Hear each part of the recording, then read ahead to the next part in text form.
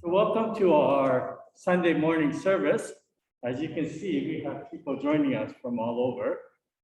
In fact, we normally get people from throughout Canada, as well as some from the States as well. So welcome to those that are here, as well as welcome to those online.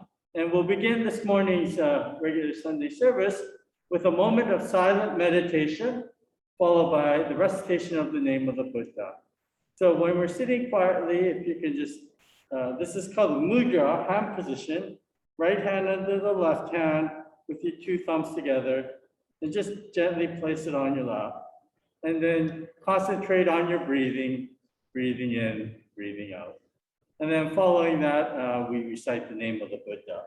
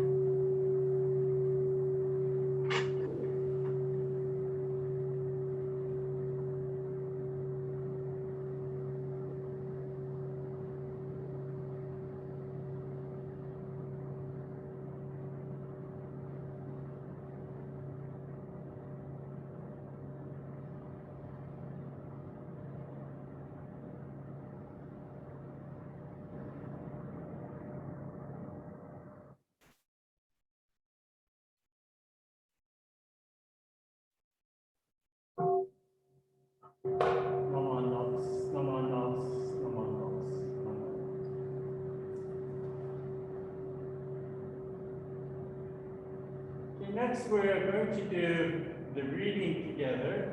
We're going to actually read what's known as the Homage and Three Treasures. And you'll find that in the purple slate tent, the purple book, on page 10 of your purple book. However, there's a little difference in the one on the screen as in the book. Instead of I, it says we, just sort of corrected. So if you look on page 11, I'm sorry, page 11 of your purple slate, it's in there. And where it says the three treasures, so I will read it once and then everybody just repeats after me. Okay.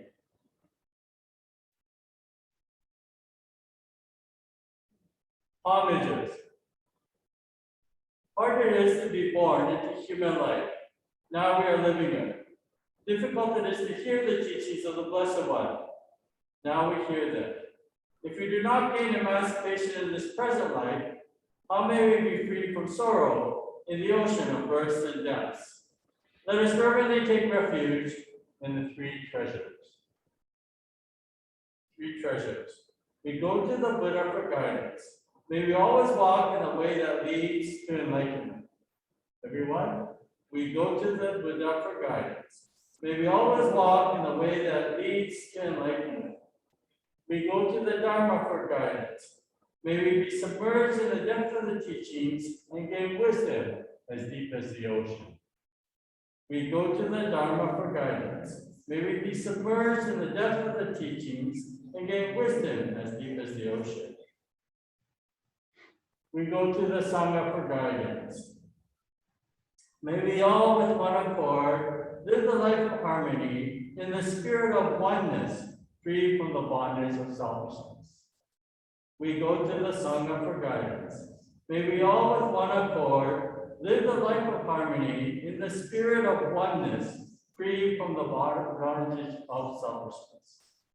Even through myriads of kalpas, hard it is to hear such excellent and profound teachings. Now we are able to hear and receive them. Let us try to understand the Tathagata's teachings. So next, today we are actually going to be chanting in English.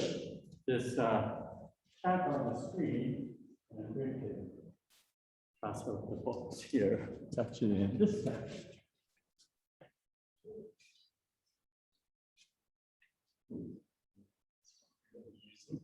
So it's on page 106 of that red text. For those of you at home, it's on your screen, but goes here, I handed out the books that it's in. No mandalas, no mandalas. So it's pretty straightforward how we chant this.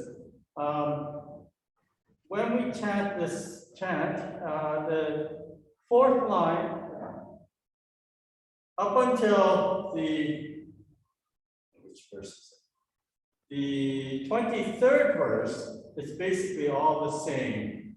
The fourth line, it goes down at the end. You can follow along as we chant, and you'll get the hang of it. And then from the 24th stanza, it changes a little bit. And again, you can just follow along as we chant.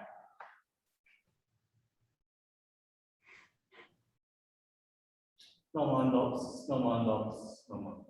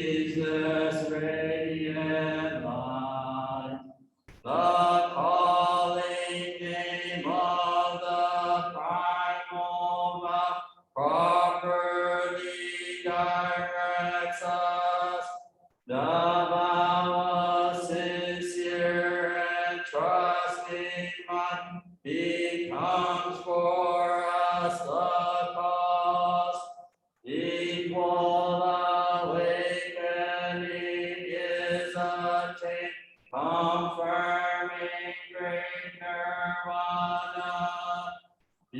because of the vow's fulfillment, nirvana is surely attained. The reason that Tathagata came forth into our world was to teach Amida's primal boundless as the ocean. Now beings also boundless in this evil impure age should respond in trust and take to heart Tathagata's true words. If for the briefest moment the mind of joy awakes, we realize nirvana, though our minds remain defiled. Worldly wise dharma haters all will turn and enter as rivers pour into the sea, becoming of one taste. The all-embracing mind light always shines on and protects us. The darkness of our ignorance already has dispersed, yet craving, anger, greed, and hatred, like dark clouds and mist, always cover up the sky of true insight and faith. As clouds and mist obscure the sun, covering its light, yet beneath them pure light radiates, no darkness can be found. Receiving faith with reverence, discernment, and great joy, without delay we leap across beyond the evil realms. When ordinary beings, whether full of good or evil, hear and trust Tathagata's all-embracing vow, Shakyamuni calls them all superior, clear-sighted. Such people are correctly named like lotus flowers. Amida Buddha's primal vow established Nembutsu. Yet we who cling to evil views with arrogance and pride can never easily receive the truth with joyful faith. There is nothing that could be more difficult than this. The masters of the teachings from India in the West, and all the noble monks who lived in China and Japan, explain to us the great sage came with a true intention to clarify the primal vow, of course with everyone. Shakyamuni Buddha dwelling Amamanga, to the multitude foretold one day in India south, Mahasattva Nagarjuna will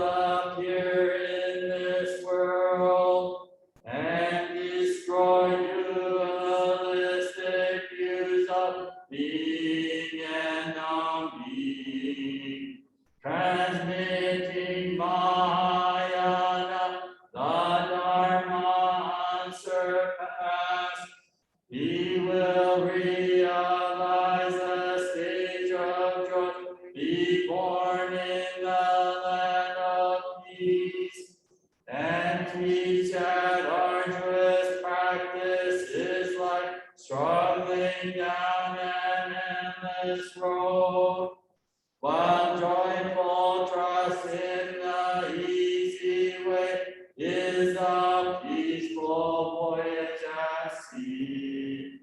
With mindful recollection of Amiga's final vow, without design instantly we reach a certain stage, and with the soul eternal praising of Akhtagawa's name, let us repay the kindness of the great compassionate vow.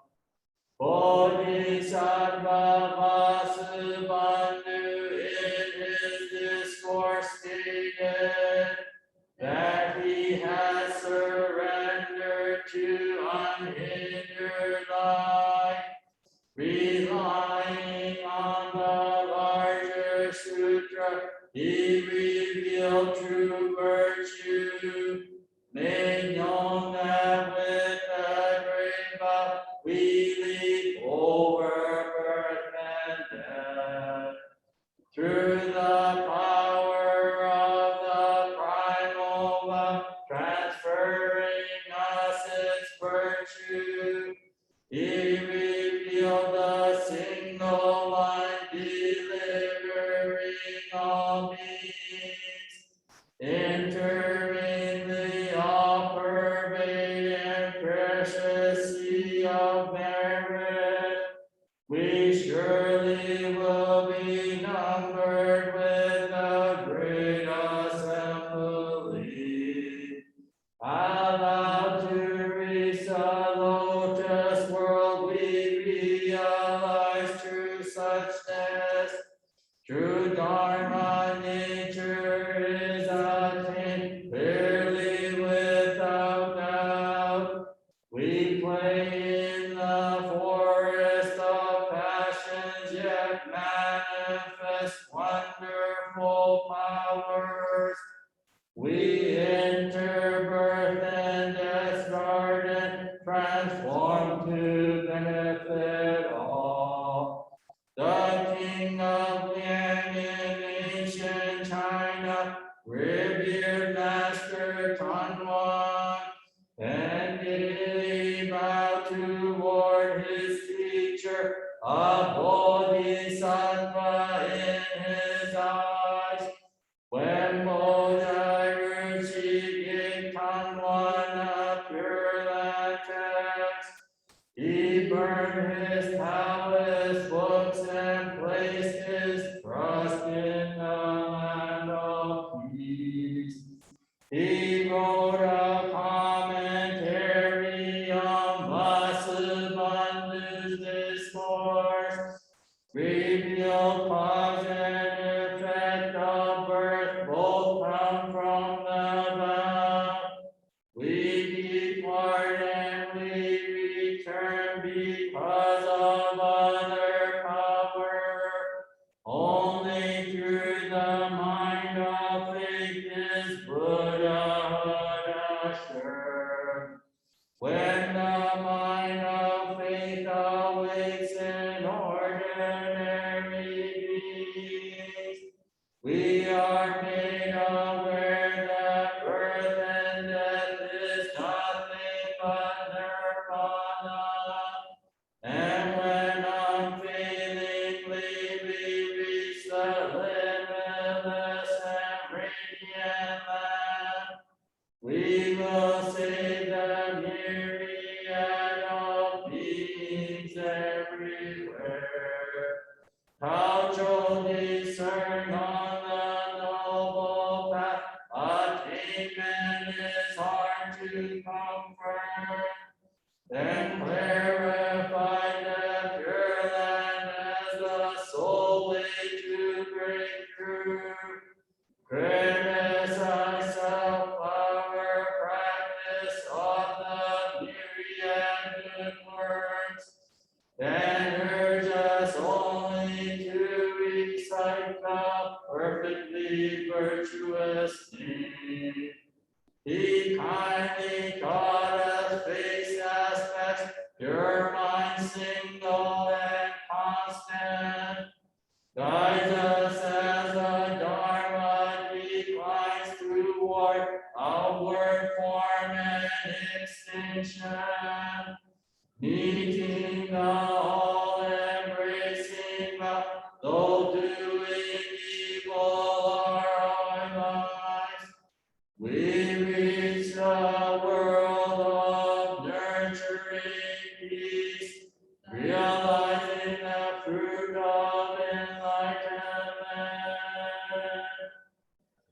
Shanta shine light upon the Buddha's true intent, empathizing with those who practice good and with the rebellious and evil. He made it clear that the radiant name is a cause and condition for birth, clearing the way for all to enter the great sea of wisdom, the primal vow. He then receives a diamond mind, one and indestructible.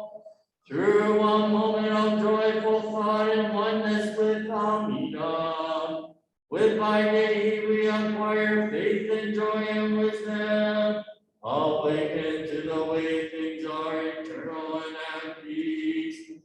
Yet she fully studied every teaching of the Buddha, chose refuge in the peaceful realm, imploring all to follow.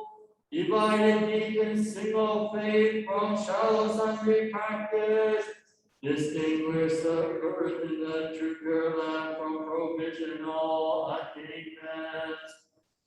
He taught that evil ones should simply say the Buddha's name. I too, he said, am fully in Akhtagawa's embrace. Though my defiled and anxious mind prevents me from perceiving it, the light of great compassion shines upon me ceaselessly. Our own Master Holman understood the Buddha's teaching with compassion for all ordinary beings, good or bad. He calls the true essential way to flourish in these islands. Proclaim the selected karma vow throughout the evil world. Returning to samsara's house, the wheel of birth and death, resolve when doubt and lack of trust become the mind's foundation. But when the mind of faith awaits, we are quickly made to enter the home of pure tranquility, transcending all conditions. The Mahasattvas and Masters, through teaching the sutras, have saved countless beings so defiled and corrupt. Now, in our own time, both lay people and monks, let us trust with one heart what our noble masters have taught.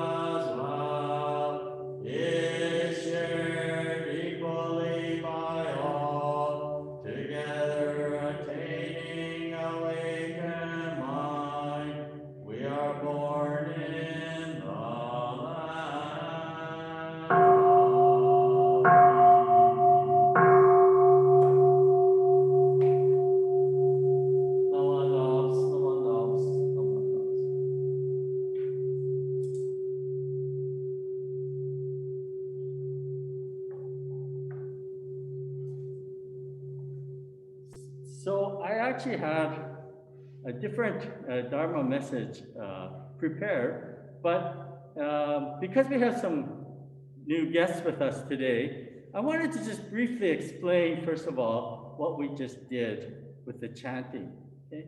So chanting is a very integral part of the Buddhist practice. Are you comfortable if I take my mask off? I think we're far enough away. People can hear me clearer when I have my mask off. So chanting is a very integral part of Buddhist practice. In all the Buddhist denominations, you'll find that as a common denominator is that we chant. We chant different things. Depending on the different schools, we might chant different chants. But nonetheless, we all chant. And it is a form of meditation.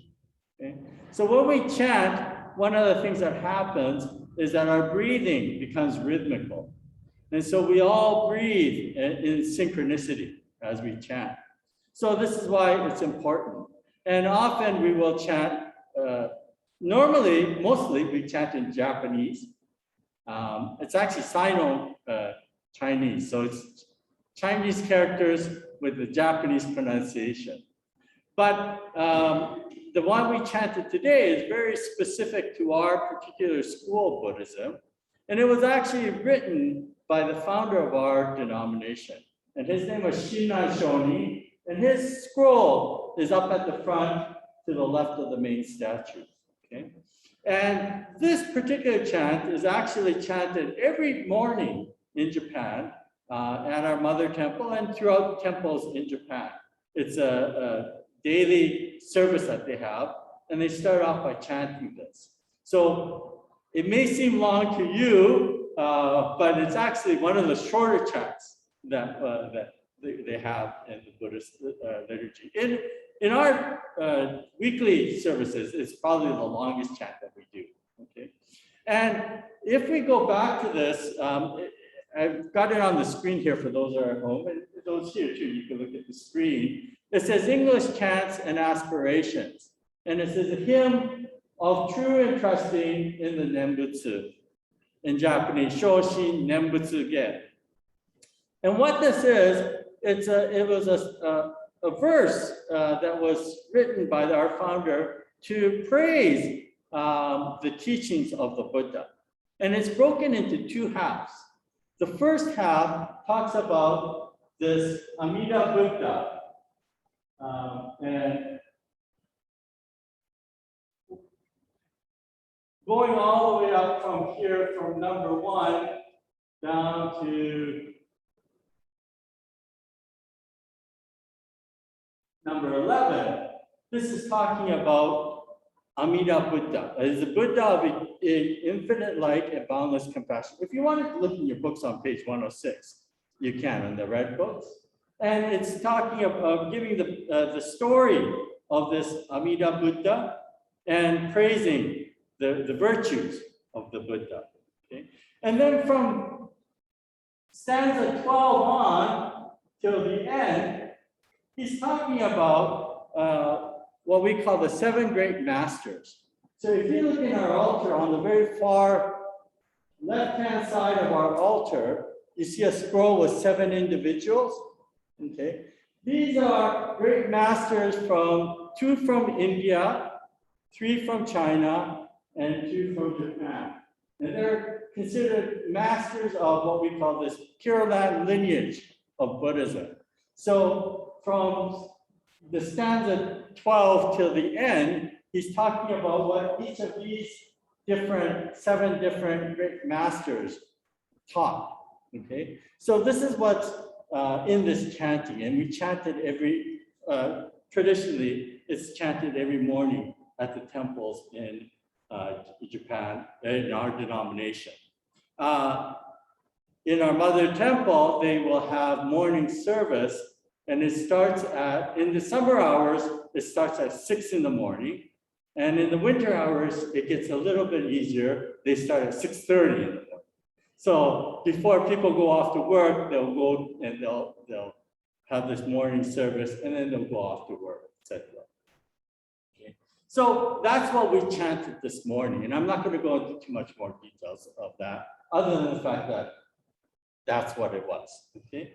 And so today what I wanted to share with you is,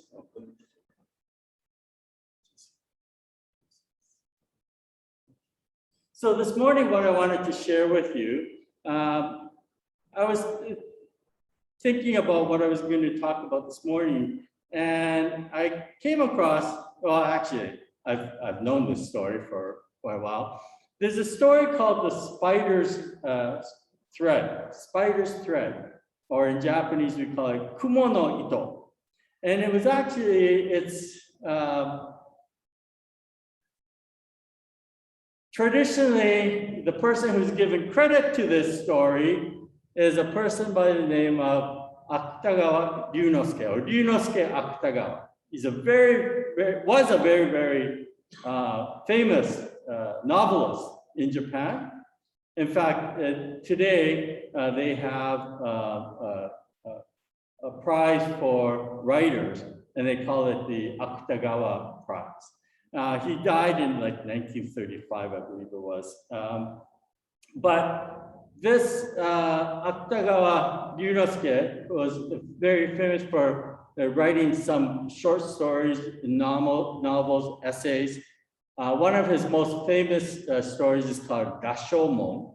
Rashomon is a story, some of you might have heard of it. It's about an incident that happens at this gate.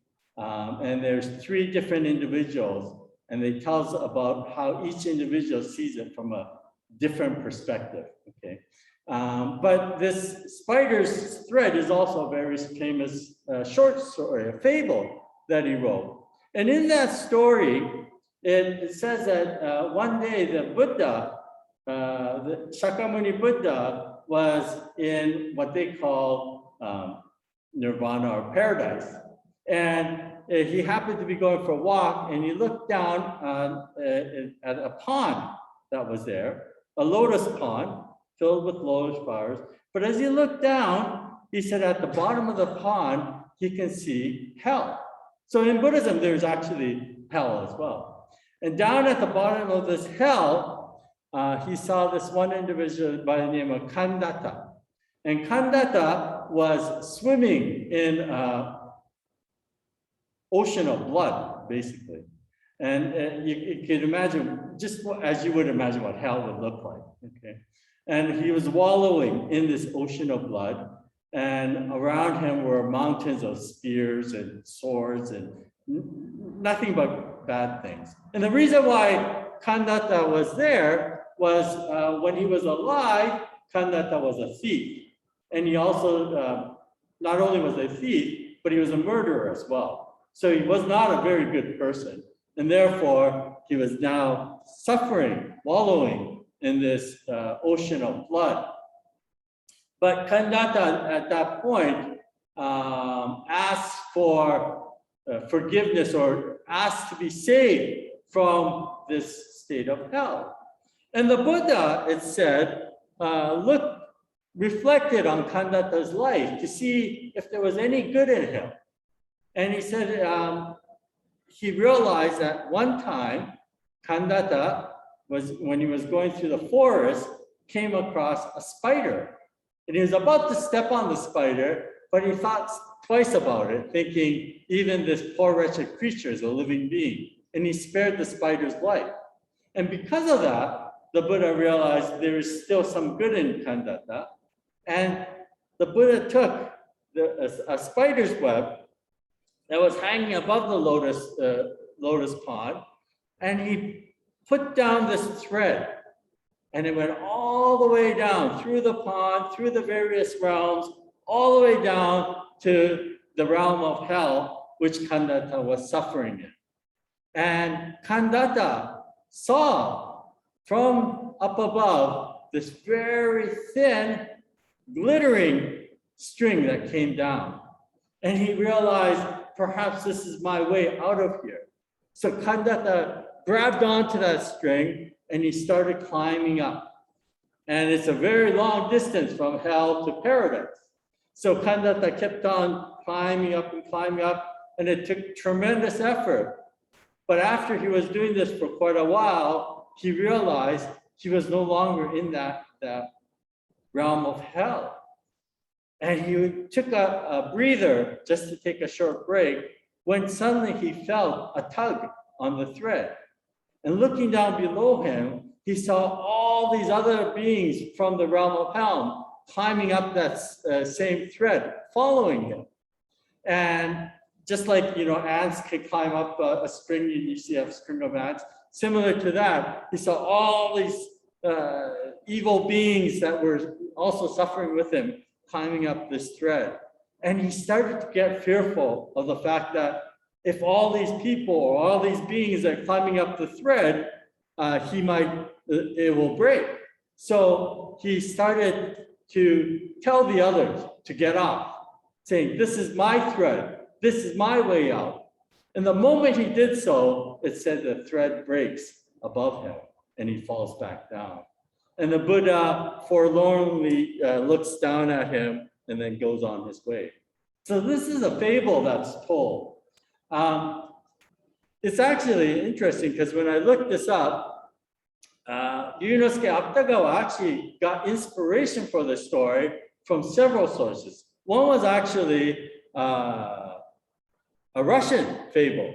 And instead of the Buddha, they have, I guess, God. And instead of a spider's web, they have this, and Kandata, they have this wretched lady who was evil throughout her life. And she falls into hell. And instead of a spider's web, it said that this lady, while she was alive, had an onion that she gave to beggar once. So her guardian angel, I guess, wanting to save her, sends down some onion.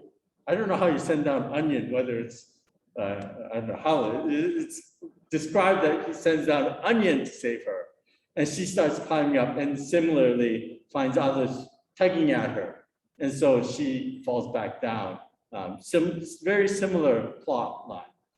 Also, it said that there was another more Buddhistic story told before Akhtagawa Ryunosuke wrote the Spider's Thread. There was a book called Karma, a story of early Buddhist stories. And this was written in Japan in the 1800s. So Akhtagawa Ryunosuke wrote his fable in 1919, I believe it was, 1918 or 1919. But earlier in the late 1800s, there was another writer in Japan who wrote a book called Karma, Tales of Early Buddhist Stories. And in there, in fact, Akhtagawa Ryunosuke basically plagiarized this story because it's the exact same story. It's got the same name, Kandata, same spiderweb, etc., etc. So, that being aside, the whole point of this, when you read commentaries on this, it's talking about compassion, okay? And that Kandata had the opportunity to find retribution or to redeem himself. But the moment he thought of, this is for me alone, he lost that sight of compassion. And so what is said is that if he would have shared the string, all beings could have been saved. But instead, he thought of only himself, and that's why he fell back. So the whole point was of having compassion, and compassion as being one of the most important practices in Buddhism. And when we talk about compassion in Buddhism, there are different levels of compassion. Most of our compassion is not what we call selfless giving or dana. Most of our compassion tends to be having some kind of string attached to it, okay? And I've given the example, this being October and next week being Halloween. I wrote once many years ago when I first came back from my studies in Japan. I was in Toronto, and the first year that we got back, giving out Halloween treats to the kids, right? and you feel as a homeowner that you're doing something good, you're helping these kids out, or you're giving candies out to kids. But when the kids don't say thank you and you get the give out the candies, you feel a little bit upset that they're not saying thank you. Well, you see, this is string attached.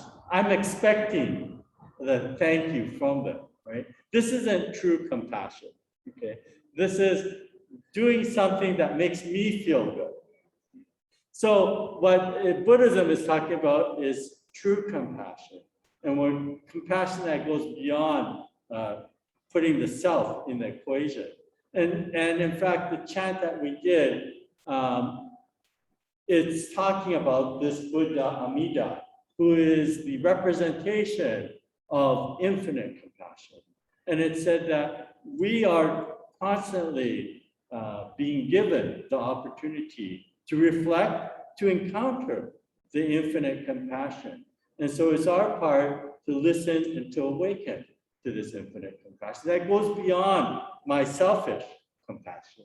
And so as we listen to these stories of the spider's thread, we reflect on what it means to be truly compassionate, what true compassion is.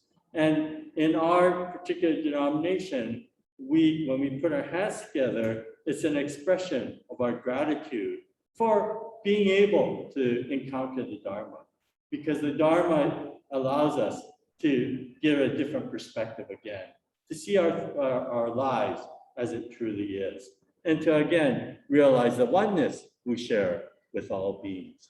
So I thank you all for joining us. I'd like to close my talk by reciting the name of the Buddha. Please join me in my share. Namo Amida. Namo Amida.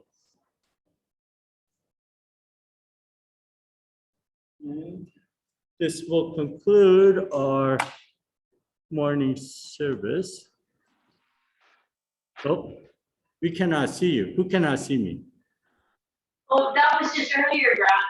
I think somebody put that down just right after you. Oh, that's because I signed off once. Yeah, yeah, because something was wrong with my internet connection. So, okay.